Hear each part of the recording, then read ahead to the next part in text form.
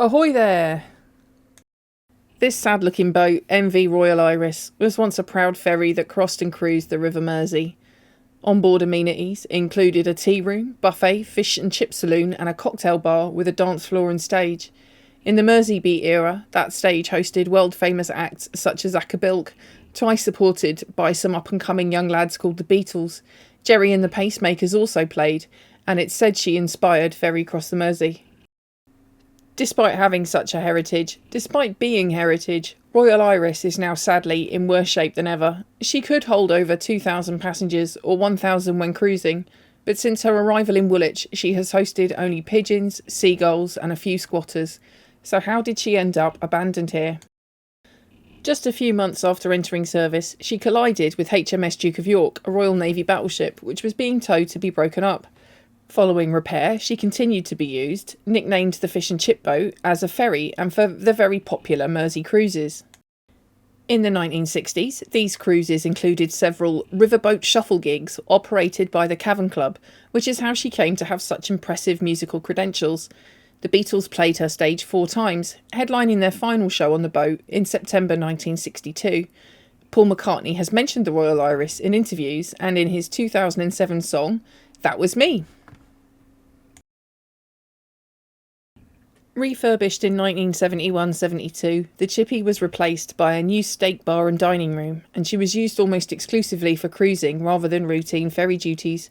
When docked for her 1975 annual survey, a fire broke out in the engine room, causing extensive electrical damage. It was nothing that couldn't be repaired, and in June 1977, Royal Iris carried the Queen and Duke of Edinburgh on their Silver Jubilee visit to Liverpool. In 1980, she was used as the location for Granada Television's Saturday morning kids show, The Mersey Pirate. And in 1985, she even went on a tour to London, sailing around Land's End, up the River Thames and under Tower Bridge, docking adjacent to HMS Belfast. Alas, by the end of the decade, she was not considered worth bringing up to modern standards, despite her timeless design and interesting history. Her farewell Mersey cruise was in January 1991, and in April that year she took 200 people on a special cruise. This would be the last time she carried passengers. She was put up for sale for £100,000 that August, a wee bit more than double that in today's money, and sold in November. The plan was to turn her into a fancy floating nightclub, and she was moved to Stanley Dock and given a fresh paint job.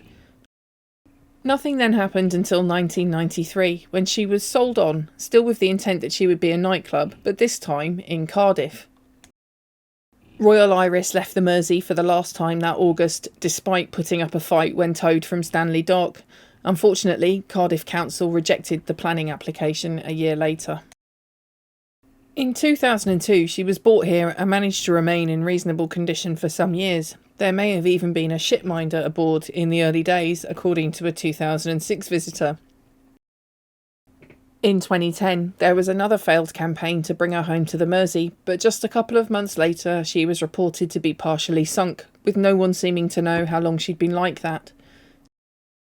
The squatters who had been living aboard, and who presumably could have answered that question, had sensibly fled, leaving only a few bits of drug paraphernalia behind. Since then, Royal Iris has continued to deteriorate, and last month was gutted by fire, leaving her in this condition. She's probably beyond restoration, certainly with any intent to profit from it. It's early days yet, but in my videos the format seems to be emerging that I go in search of something dull and end up swearing because there's always something else going on. But this time there's no big reveal, just a sad boat that should never have been disposed of by Merseyside. Their loss should have been our gain, and as a ferry she could have felt safe and at home here in Woolwich.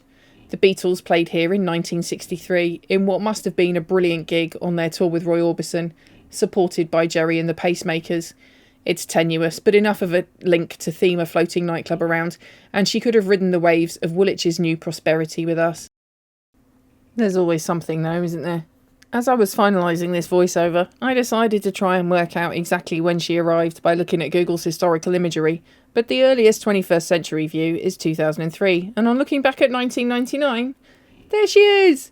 The ultimate source of the 2002 date probably has it wrong. Like, I'm pretty sure those 1999 photos were taken specifically for the millennium, and as I'm looking at more sources, I know IanVisits has 1998 for her arrival, But given how my videos have gone so far, MV Royal Iris is probably a lost TARDIS or something.